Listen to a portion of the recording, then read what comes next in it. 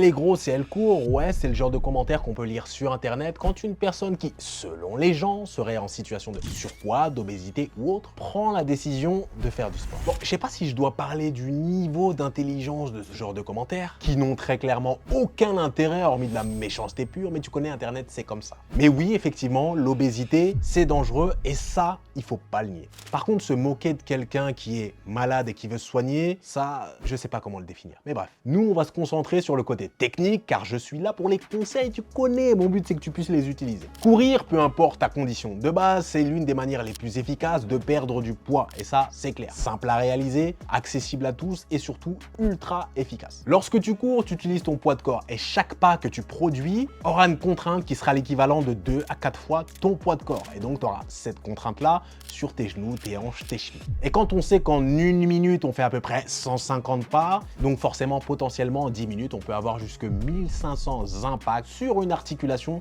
qui clairement n'a pas l'habitude de les subir. Et donc forcément, on multiplie le risque de blessure fois je ne sais combien. Et c'est pour ça que je veux te parler de cette vidéo. Personnellement, je te propose un truc qui sera plus intéressant si tu débutes, que tu es un petit peu en surpoids et que tu veux éviter de te blesser. Ça va être le run and walk. Donc le but, ce sera d'alterner la course et la marche. Admettons, tu débutes, donc tu as commencé par courir 15 minutes. Courir 15 minutes, lorsque tu démarres, ça peut être très traumatisant. Je t'expliquais juste avant pourquoi. Ce que je te propose, c'est une alternative qui va être très intéressante. Ça va être par exemple de démarrer par 1 minute 30 de course à pied, enchaîner avec 3 minutes 30 de marche. Et tu pourras augmenter ce principe-là de 10% par semaine. Je pourrais te mettre quelques explications en description. Alors déjà, il faut que tu penses à enregistrer. Ce qui va être intéressant avec ce que je t'ai dit, c'est que ton corps, il aura le temps de s'adapter et donc de réduire le risque de blessure. Parce que oui, un muscle met quelques semaines à s'adapter. Par contre, une articulation va mettre plusieurs mois à s'adapter. Donc il faut faire ultra attention à ne pas se blesser. Parce que forcément, si tu te blesses, tu peux plus rien faire. Et après, tu vas remanger des chips.